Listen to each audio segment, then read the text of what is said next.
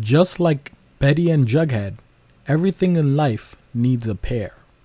Mouse and keyboard, pen and paper, lime and tequila, Aquaman and Barnacle Boy. Yes, even mac and cheese. However, there is one pair that sits on top, and that is you and the subscribe button to One Plate Gourmet, which will grant you access to regular weekly content and the best ingredient recipes.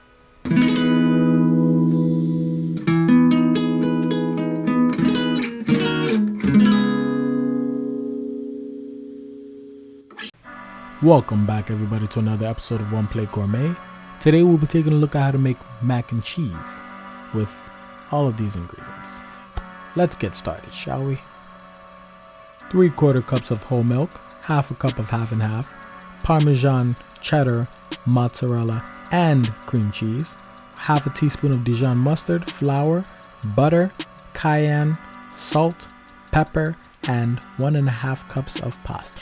First, we'll start with our cheddar, mozzarella, and Parmesan cheese. We want to finely grate these with our hands, so make sure you don't use any of that pre-shredded stuff because of all the preservatives and potato starch that coats it. It kind of prevents it from clumping together, which in theory is good while it's in the bag, but not when cooking. And of course, from time to time, just give your hand a little break so it doesn't cramp up like mine did. And then finish grating all of the cheese. Next, bring a pot of salt and water to a boil and throw in our pasta till it's cooked. Now this will take anywhere from 8 to 10 minutes, so while it's cooking, let's work on our cheese sauce. We'll create our base using a bechamel sauce. So to do this, we would need to first make our roux by combining equal parts butter and flour. First making sure to melt down the butter on medium heat to the point where it stops splattering. Then adding in our flour, combine thoroughly, and add in the milk little by little till it's well absorbed and all the milk has been used. Now go ahead and add in half a cup of condensed milk and combine thoroughly. Your sauce should have a creamy consistency that looks something like this. Turn off the heat and then move on to the best part. Add in our cheddar, mozzarella, and Parmesan cheese. Relish in the moment where you realize you no longer have to eat subpar mac and cheese from the box on Thanksgiving dinner. Now you can make it on your own. Put your aunties to shame. Now look at all the creaminess you've just created.